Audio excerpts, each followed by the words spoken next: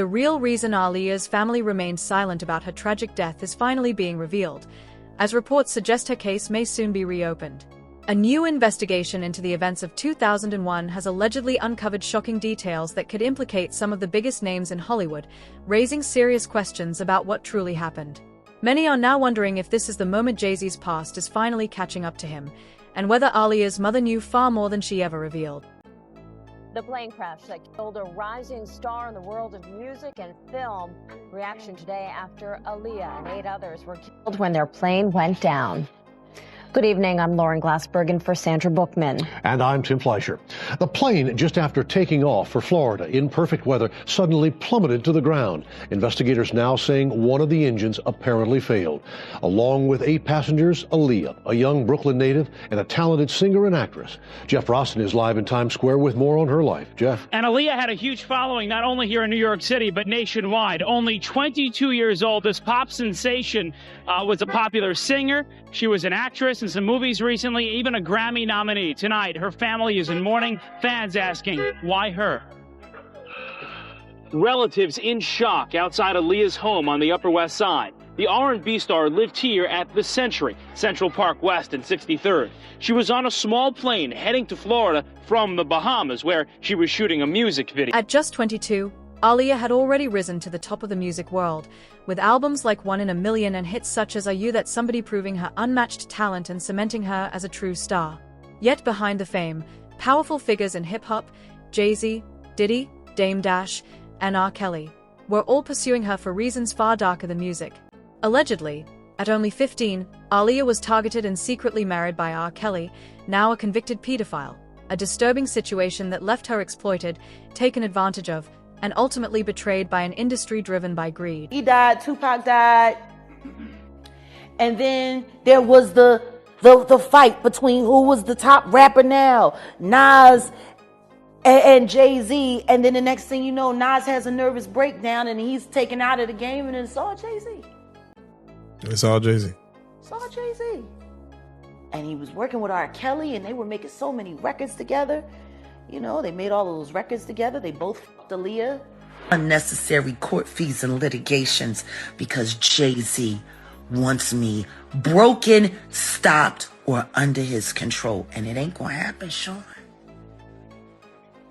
I'm never gonna be under your control.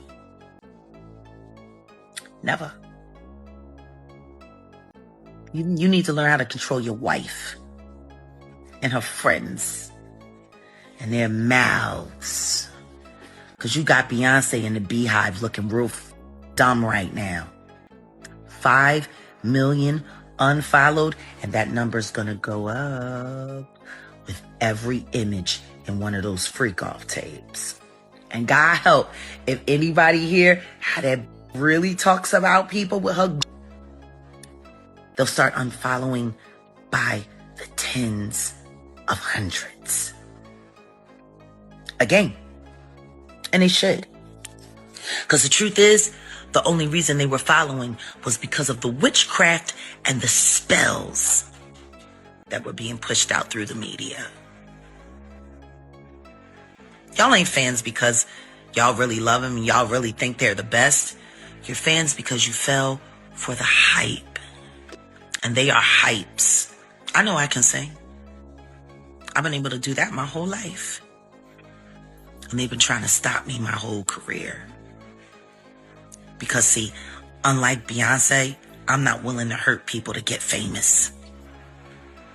See, that's the part of the story that they're not telling y'all. That the more terrible you are, the more they'll protect you. Aaliyah's second album went double platinum when she was only 16, proving her unstoppable rise to stardom. But just 2 months after releasing her third album, her life was tragically cut short in a plane crash. What was first reported as a tragic accident has since been surrounded by shocking allegations, with some claiming Aaliyah was murdered and the crash served as a cover-up. Eyewitnesses and insiders over the years have even alleged that Aaliyah wasn't conscious when she was placed on the plane, fueling suspicions that her death was far more sinister than the world was told. Jaguar Wright told us that Jay-Z was worse than Diddy.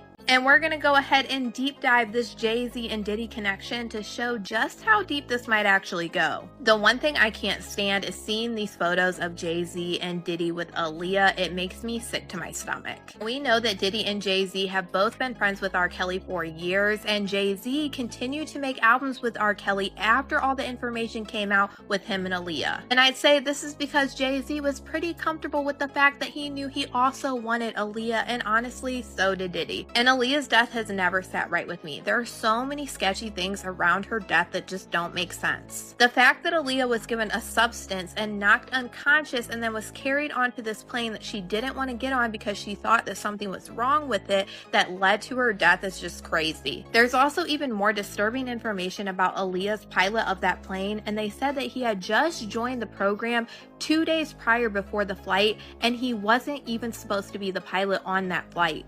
Aaliyah was sitting in a taxi as her team and the flight crew argued nearby about whether or not to take off, and she complained of having a headache. Now, reportedly, a baggage handler nearby said that someone from her entourage gave her a pill. She took the pill, and that right after, she fell into a very deep sleep. So deep, in fact, that she was carried onto the airplane still asleep. Around the time of Aaliyah's death, rumors began to circulate that she had been in a relationship with Jay-Z when she was only 19 and he was nearly 31.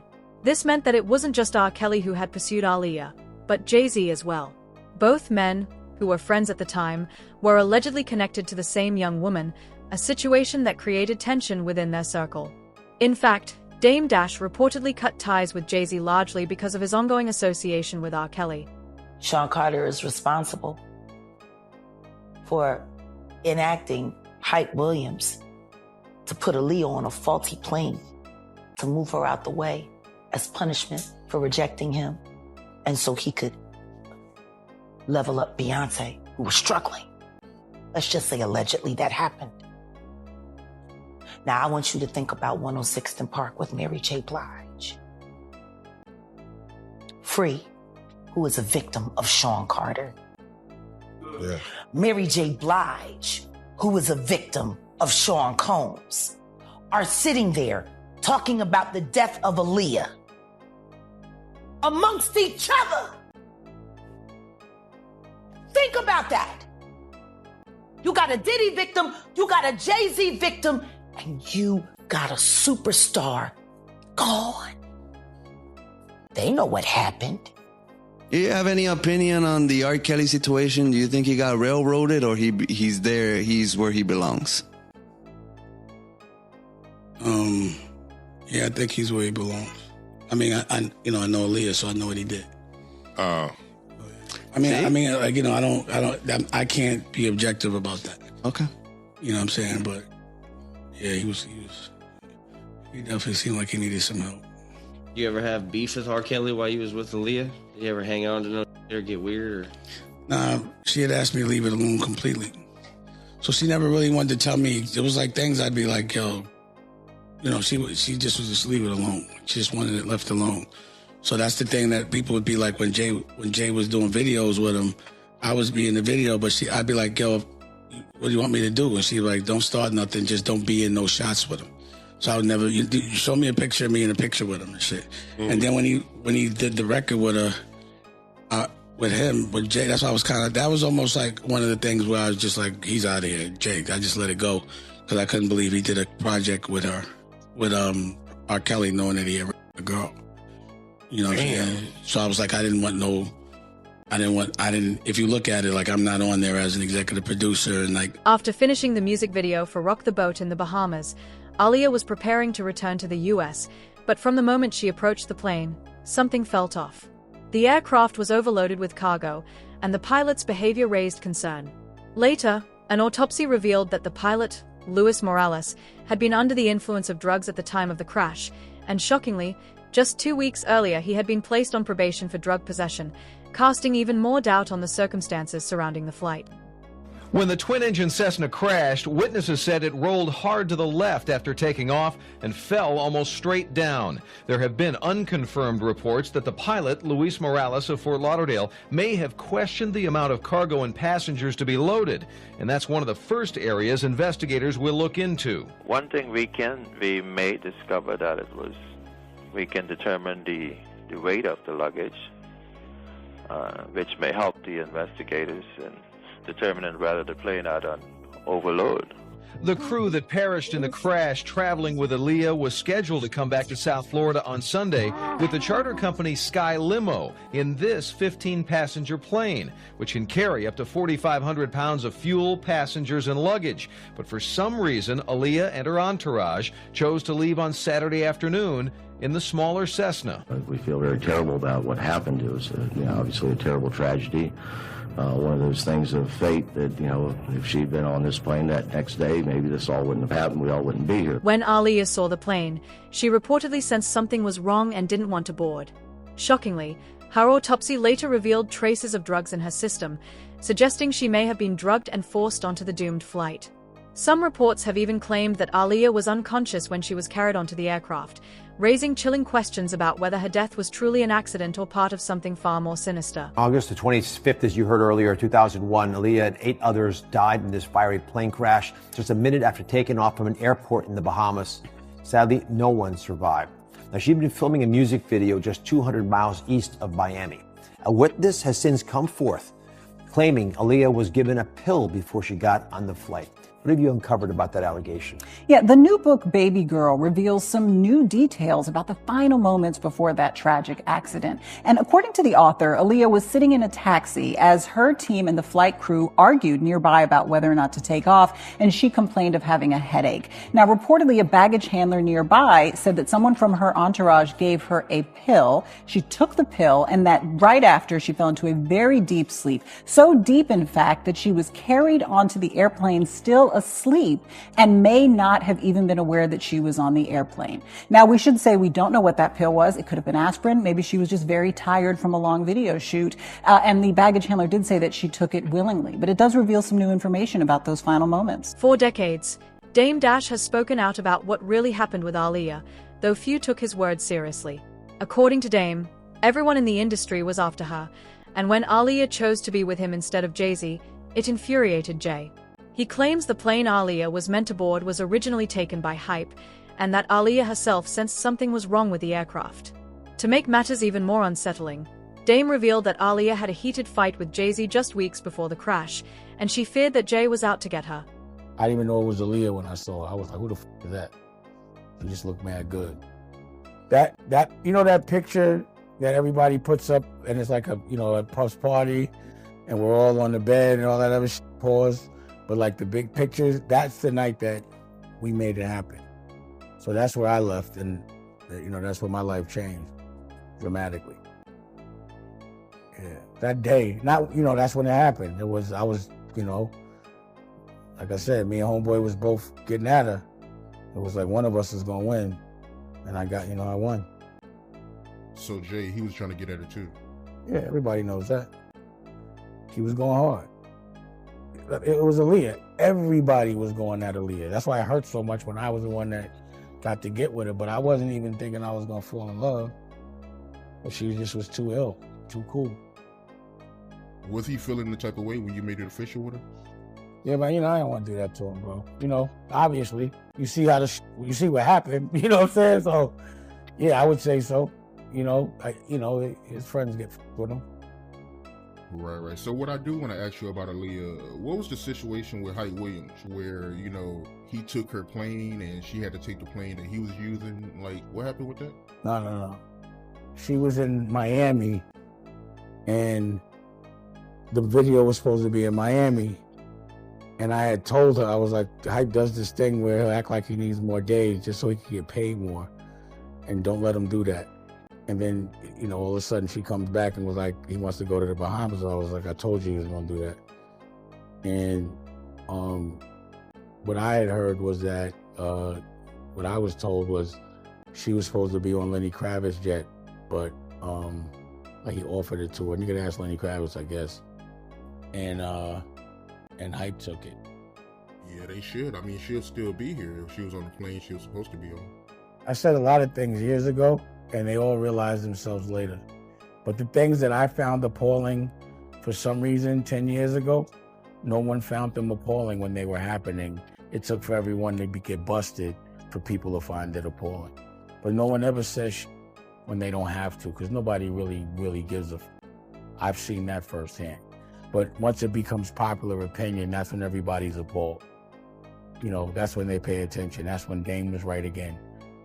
But wrong in the moment, overreacting in the moment, but 10 years later, I was dead right. It's, again, another behavior pattern, a human trait that I don't even judge people for anymore. 8 people lost their lives in the crash that killed Aaliyah. 5, including Aaliyah herself, died on impact, while 3 others later succumbed to their injuries. Reports claim the plane barely survived takeoff, swerving sharply to the left before going down. Adding to the suspicion, the official coroner's report revealed that Aaliyah died from severe burns and a fatal blow to the head, details that have fueled widespread doubt about the official story and left many questioning whether the truth about her death has ever been fully revealed. The plane was ready for departure. Positioned on runway 27, the west-facing side, Captain Morales powered up his plane and began the takeoff run. The plane would use little over half of the runway to accelerate to takeoff speed. Captain Morales angled his plane into the air and immediately experienced difficulty in controlling the aircraft. In the plane's very short flight, the aircraft peaked at an altitude under 100 feet above the runway. As the plane was highly unbalanced, the Cessna pitched into a high nose-up attitude. The left wing began to drop as not enough lift was being generated by the wings to sustain the excessive weight of the aircraft. This led into a left bank and the nose dropped.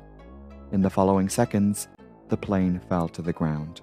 In a nose-down left bank attitude, the Cessna crashed into the ground in a marshy area just beyond the end of the runway. A fire consumed the wreckage of the aircraft. 8 of the plane's 9 occupants were dead, killed when the plane crashed. There was one initial survivor, Aaliyah's own bodyguard, Scott Gallen. He was found by first responders, but he passed away shortly after the crash. The investigation put the accident down to multiple factors: an overweight plane, improper distribution of the weight, an unqualified pilot, falsified documents, and poor airline management. Some are wondering whether the crash that took Aaliyah's life was truly an accident. Despite no definitive evidence, some online sleuths believe that Aaliyah's death may have been organized to protect famous faces in the music industry who may have been involved in Diddy's alleged crimes. More intriguing, however, is a detail concerning the moments before the fateful plane crash. According to the Daily Beast, Aaliyah had a known fear of flying. Some question why she would have boarded the private plane, which was small and overloaded with luggage, a contributing factor in the crash. An eyewitness whose family reportedly owned the taxi company Aaliyah and her team used to get to the airport claimed to have seen her being carried onto the plane unconscious. Investigations into the crash revealed that Aaliyah's plane was nearly 1,000 pounds overweight before takeoff and that the pilot wasn't even properly qualified to fly it. Considering Aaliyah was one of the biggest names in music at the time, her sudden death under such reckless circumstances, just weeks after a fight with Jay-Z, has led many to believe it was far from coincidence. To some, it fits a disturbing pattern. Anyone who crosses paths with Jay-Z seems to end up silenced, or worse. Conditions were good, so the plane took off around 6:45 p.m. The plane began flying at high speed over the runway 27 and took off quickly. It banked to the left as it reached an altitude of about 40 feet above the runway. Suddenly, the aircraft tilted forward and hit the marshy terrain with its left wing and nose. The aircraft then rolled around before finally coming to a stop about 300 feet before the end of the runway, heading east. The plane had sustained heavy damage, and a fire broke out after the crash. About 135 square meters of the south side of runway 27 was covered with the wreckage. Lewis Key, a 25-year-old charter pilot who worked on an aircraft about half a mile away, witnessed the crash. He saw the Cessna crash when it was only 60 to 100 feet above the ground. The man ran to a fire truck and was horrified when he arrived at the crash site. It was an awful sight. Some bodies were so badly disfigured, you couldn't identify them. And 2 guys were alive, one screaming and screaming for help. He was horribly burned all over, said charter pilot Lewis Key. I've seen crashes before, but that was probably one of the worst ones, he said. It was pretty devastating. The aircraft was broken into pieces, and some of the seats were thrown from the aircraft. First responders on the scene found Aaliyah's body about 20 meters from the wreckage. She was immediately deceased. According to a later autopsy report, she had severe burns and head injuries. Just before the collision, she had gone into shock that weakened her heart. The coroner later indicated that even if she had survived the accident, her injuries were so severe that she might never have fully recovered. Aaliyah was only 22 years old. Pilot, who we'll talk about in a minute, recommended that only 7 people fly with Aaliyah, or a total of 7 people in the party. She happened to have 8 in her party. And there was also some heavy equipment and luggage on board. Aaliyah was a nervous flyer, and she was immediately sort of put off by this. Another thing, the flight was scheduled to take off early in the night. It was about 3.5 hours late to arrive at the Abaco Islands. Which, if you're a nervous flyer, already adds to your anxiety. You see this tiny plane, they're late, it's nightfall all of a sudden. Shortly after takeoff, literally 200 feet from the runway, the plane nosedives and crashes, killing nearly instantly 7 of the passengers and the pilot. The only survivor in the immediate aftermath of the crash was a man named Scott Gallen. Scott Gallen was Aaliyah's security. One of the most shocking revelations came from Lisa Van Allen, who once dated R. Kelly. She claimed that R. Kelly told her he had secretly married Aaliyah when she was just 15. Even more disturbing, Lisa alleged that Aaliyah's mother was fully aware of the situation but stayed silent because she, too, was romantically involved with R. Kelly, meaning he was allegedly involved with both Aaliyah and her mother at the same time. So yeah, we dealt with that. He told me about him and Aaliyah, their situation. They had a pact, pins and eyeballs. No matter what anyone said or if anyone stuck pins in their eyeballs, they would never tell about their relationship. Things like that. Okay, so what exactly did he tell you about his relationship with Aaliyah outside of the pins and eyeballs thing? He told me that they were married, that she was pregnant, that they did doctor up the marriage certificate so she would say that she was 18 so they could get married. And the reason they got married was because they felt like if he was married to her and if he said he thought that she was 18, that he wouldn't be charged if someone found out she was pregnant until they were able to get the abortion and get it annulled. Okay, because I'd always heard that rumor that R. Kelly married Aaliyah because he had gotten her pregnant. Yep, that's exactly what happened. And this came out of his mouth. I could take a lie detector test to this. This is what he told me, specifically told me. Okay. I mean, you cleared out literally a decades old rumor. Right. Like, no, it's not a rumor. Actually, it's the truth. Yeah. Yeah. So R. Kelly was having sex with her from what age? 14, 15? Honestly, I'm not really sure the age, but I definitely know when they got married, she was 15. So if she was pregnant, I mean, I'm imagining at least 14, So. Okay. So R. Kelly gets Aaliyah pregnant. They try to get married with a fake age. It ultimately gets annulled. Aaliyah never talks about it. Yeah. They stuck to their pact. Yeah. And I remember seeing an interview with Dame Dash, who had dated her, years later, right before she passed. Yeah. And he even said that he had asked her about it once, and she said, "I don't want to talk about it." And that was the end of that. So, I mean, she stuck to that. Allegedly, after Aaliyah went to bed, R. Kelly would secretly meet with her mother, carrying on an affair behind Aaliyah's back. Reports suggest that Aaliyah never discovered what her mother was doing, and the relationship between R. Kelly and her mom continued for some time while Aaliyah was working closely with him. Some sources even claim it caused tension within the household, though the situation was kept hidden from the public at the time. Did you ask him at all why he was having, because he was probably, 24, 25 at the time? Why he was having the 14-year-old? Yeah, he was older. I never asked him why, I guess because we were kind of in a conversation of just confiding in each other. But he did get a little more in depth with more details about when her mother found out, and that her mother, he actually stayed at their home in Detroit, and her mother actually was attracted to him as well. And he said when Aaliyah would go to sleep, that he would, this is what he said. He said that he would go in the living room and him and her would do sex on the couch while Aaliyah was sleeping in the bedroom. R. Kelly was having sex with Aaliyah and her mother at the same time? That's not the exact same time, but that's the what he same said. time frame? That's what he says, yeah. Oh, so maybe this is why Aaliyah's parents have never spoken out themselves. Makes sense to me. Aaliyah's death sent shockwaves through the music industry, leaving those closest to her devastated. Timbaland, who often referred to her as his little sister, admitted he struggled with depression for years after her passing. DMX, visibly emotional in interviews, spoke of the light and energy Aaliyah carried that could never be replaced, even dedicating his Miss You music video to her memory.